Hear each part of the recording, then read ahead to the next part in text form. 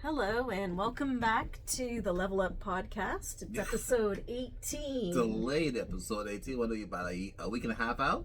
I think 2 weeks. 2 weeks. Wow. Took a bit of a sabbatical, people. So, had to basically make sure that we were ready so when we came back, we could give you guys the best possible content. So, I think we're there. I think we're ready. Yep, we are. Had a good break.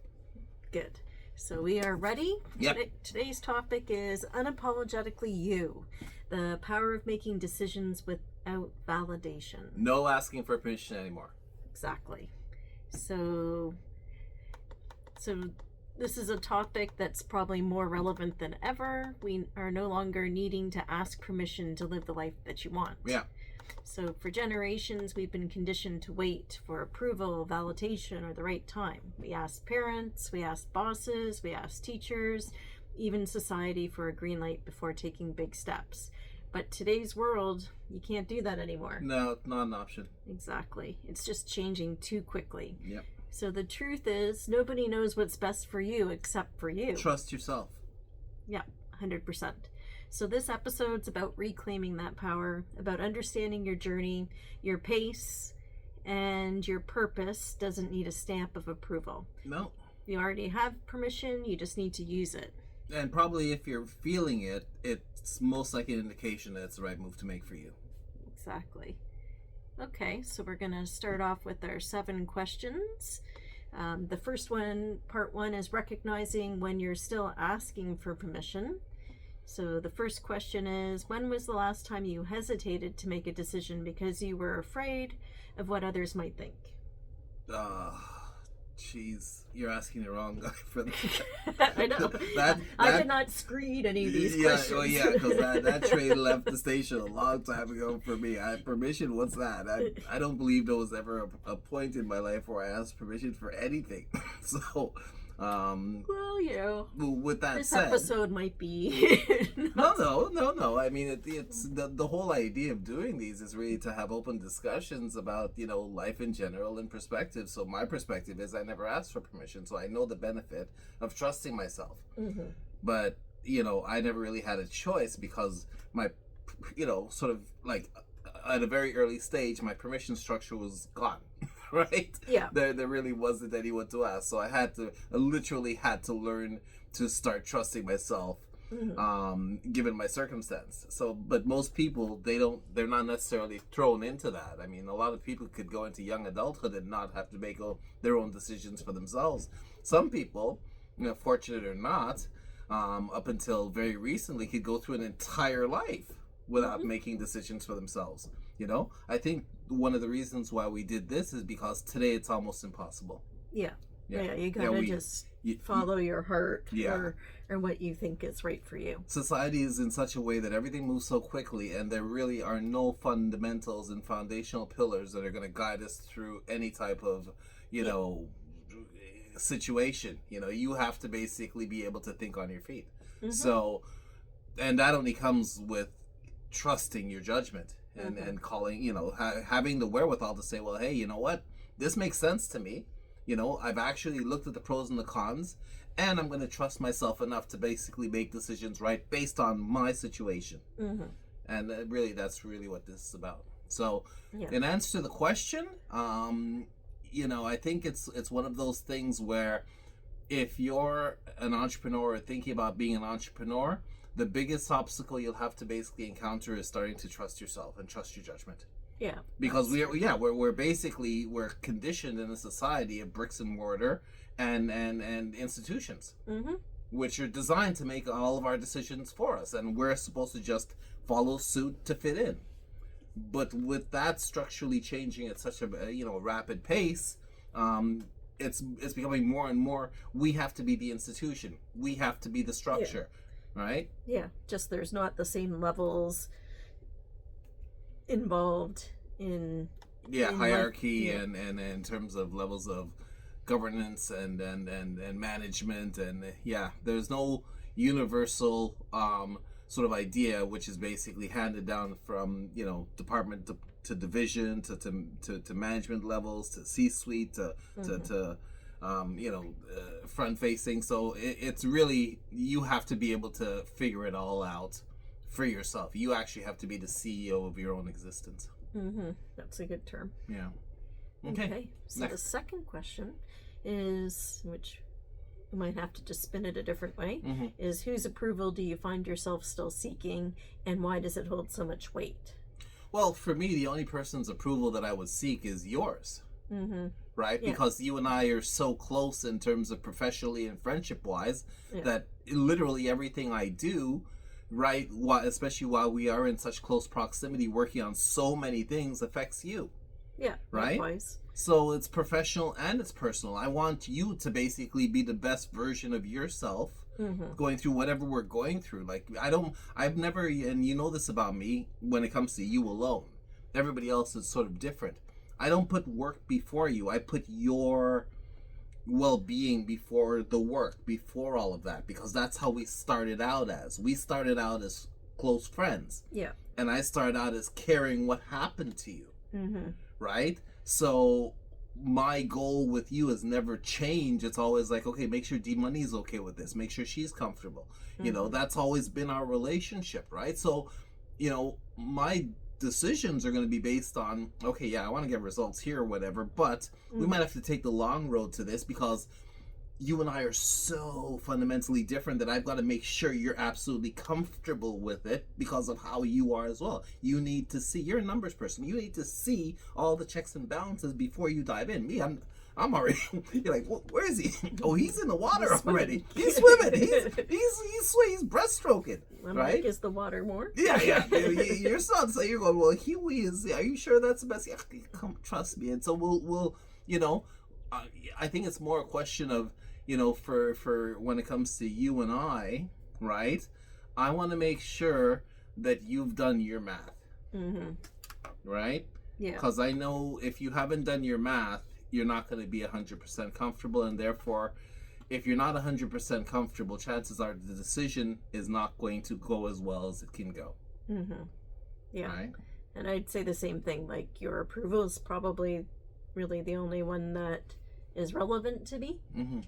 So, and because we're working on the same things professionally, so yeah. I think we're headed. Yeah, we've always been headed in the right direction. Yeah. You know, it's interesting. Just a side note, it's just that, like, you know, I mean, you and I have our ups and downs. It's part of being human, but by and large, we get along fabulously, right? And so when people used to say, oh, you know, what they used to judge our friendship, I used to. And it runs along the lines of permission. I'm not going to ask you for permission to basically be thriving in a friendship with my best friend. Yeah. None of your business. It's none of your business. You know, if this wasn't working, we're both intelligent enough that we would not be, you know, close friends and in close proximity and business partners and all that. Yeah. But you've had people on the outside basically almost asking for, or trying to basically give us approval or non-approval. Yeah.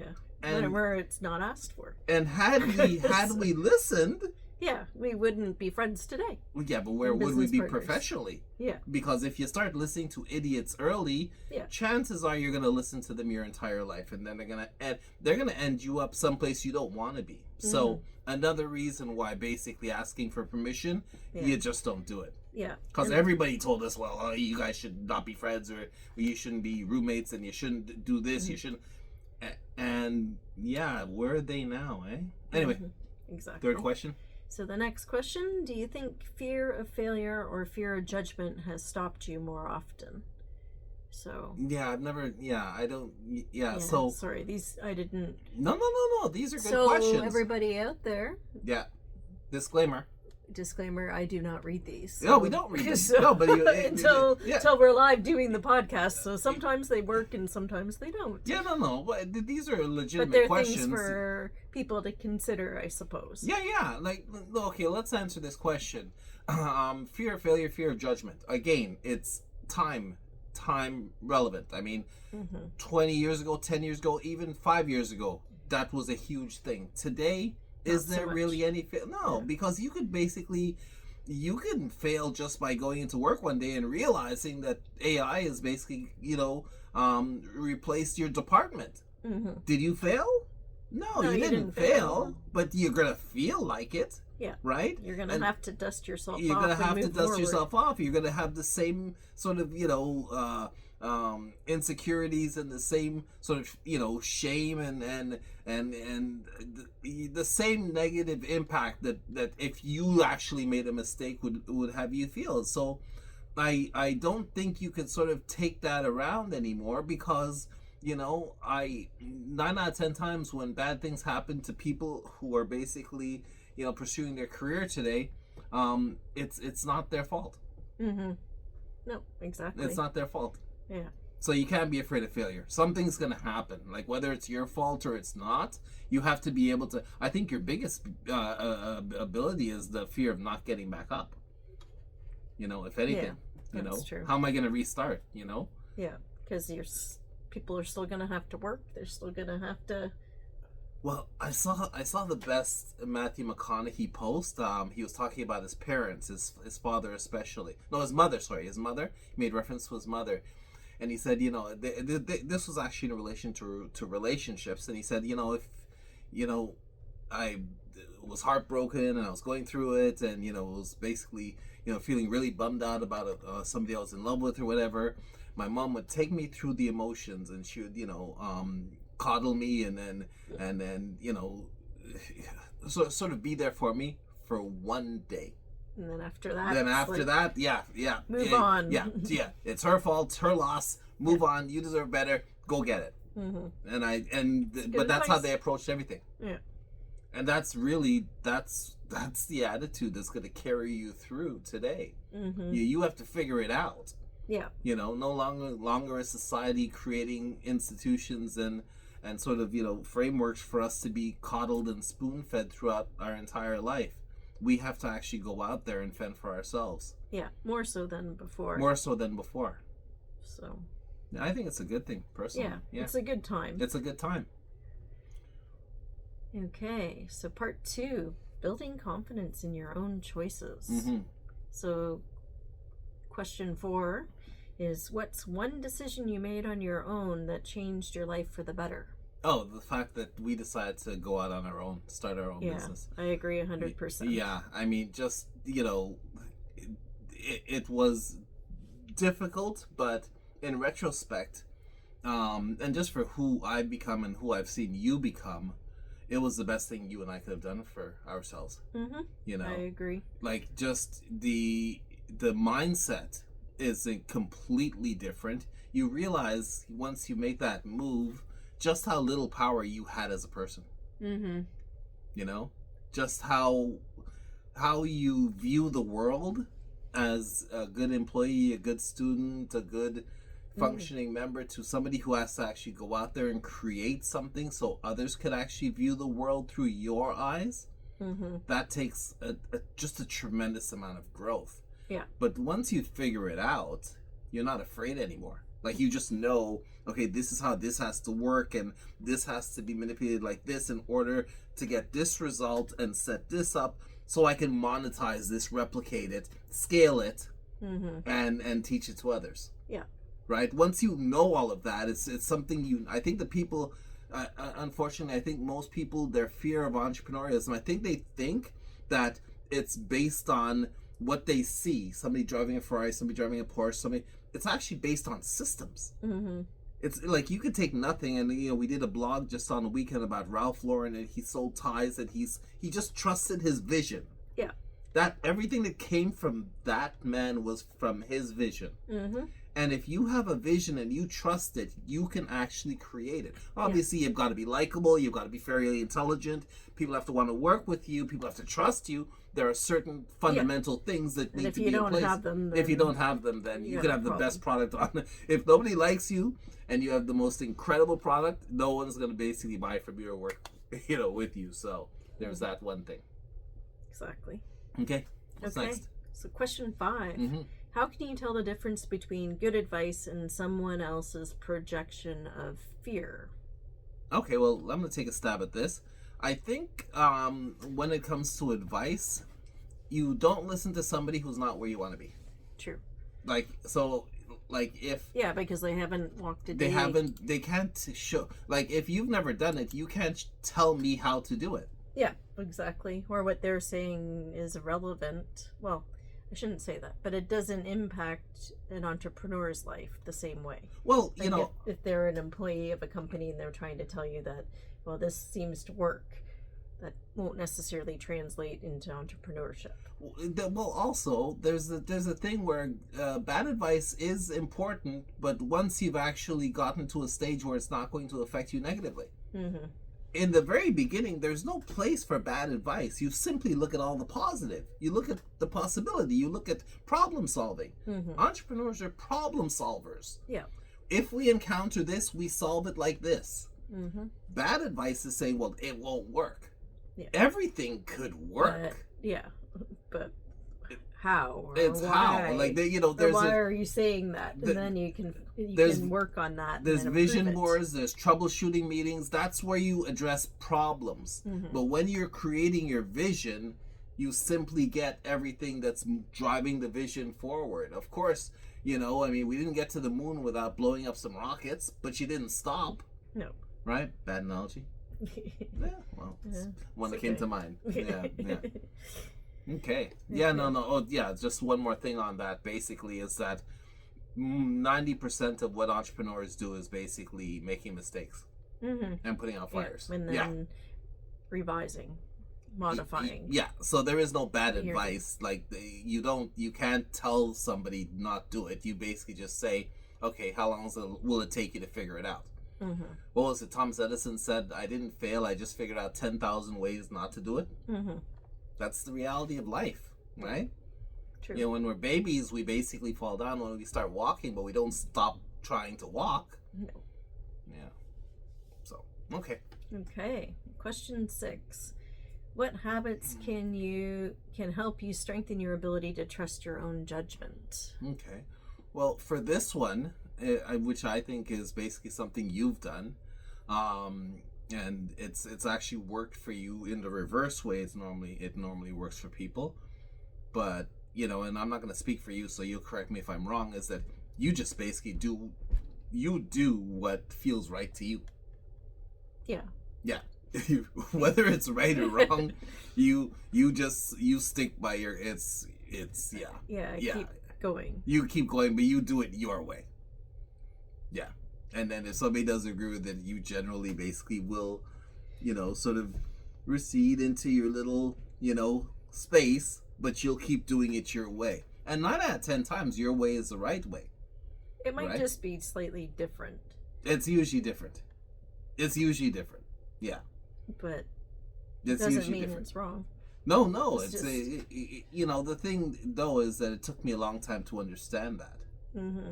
Because I do things so differently. Yeah. Right? I do things from a really big, I see the whole picture. Mm-hmm. Like, across different country zones. Yeah. While you basically will meticulously say, well, it has to make sense here, and then perhaps we could basically make it bigger. I'm like, no, let's go big, and I've done the math for it already. Mm-hmm. Right? But you'll still do it your way, and I'll be basically already saying, okay, well, let's throw this at it, let's do that, because if we do that, we could come back, and then your way will be seamless. Mm-hmm. Yeah. See what I mean? Yeah. Yeah, but you're basically making sure that all the and that's why we complement each other. But you'll still do it your way. Like, doesn't matter. And it's been 26 years, and so you'll still do it your way. You will still, because that's what you're comfortable with. That's what makes sense to you. Yeah, I suppose, and I think it's just also the fact that I'm so involved in the details. Yeah, well, yeah, totally. Which ladies and gentlemen, I have the luxury of basically not getting involved in the details, which I love. Yeah. I mean, if I needed to, but for me, I think one entrepreneur, I think any kind of good entrepreneur has a good partner that balances them out. I don't think one person is going to be really good at the numbers and good at the sales and marketing and the other stuff. I think you need to have two people who actually meet in the middle somewhere and are able to complement each other. Mm-hmm. No, I agree, because it's too much for one person to do it all anyway. Yeah, no, like absolutely. there's not enough hours in the day. Absolutely. I agree wholeheartedly. Okay. And then, well, I guess we do have time for the bonus question. Ooh. So question 7, if no one could ever judge or criticize you, what's the first bold move you'd make today? Yeah, that's kind of a, It's okay, you don't have to answer it. Well, no. It's just that I don't care about. I never have. Like, it's I just don't not really care what people think. Yeah, no. Myself either. Yeah, so I think we have that in common. No, but it's just and I don't think that it's an unhealthy way. I just think that if you're not thinking about engaging someone or to basically form a really close, tight relationship with them, I really don't believe that their opinion is going to impact you very much. I think that's what it comes down to. Yeah, that's true. If somebody's going to be part of my life, or if I say, oh, I actually really like this person, so I'm going to make concessions for them, and I'm interested to know how they feel about something, but how many times have you ever known me to go up to somebody and say, what do you think about this? Right? It's because since 18, I've had to basically make my own decisions, and so I got out of the habit of looking for approval or asking somebody about their opinion. It's not a luxury I have, right? So I had to become really good at formulating my own decisions and executing them and never looking back, right? It's a survival tactic, I guess. Yeah, okay. For sure. Okay, so anything else to add before we do the wrap up? No, this was a good one. I enjoyed this one. No, okay. I think that's it. Yeah, me too. So I'll just consolidate. So here's your reminder. You don't need permission to grow. You don't need validation to start over, to dream bigger, or to take a chance. The people who truly succeed are the ones who stop waiting for approval and start taking action. Yep, 100%. So, because the moment you stop asking, can you, and you start saying, I will, everything will change. Yep. So your life, your choices, and your path, they're yours alone. So this week, I challenge you to make one decision completely on your own. Big or small, just one. Trust that you know what's right for you. Yep. So once again, thank you for tuning in. Thanks for the patient wait, guys. Hopefully it was worth it. And that's the wrap up for episode 18. 18 already. I know, it's amazing. Nice. Oh yeah, we're gonna have a bonus one this week, Halloween Friday. Yeah, that's true. We're gonna have a spooky episode. That's right. Yeah, low-key spooky. And if you appreciated anything that we said today, we awesome if you could share that with other people. Yeah, be great. And that's it for this week. All right, guys. Okay, thanks. See ya. Take care.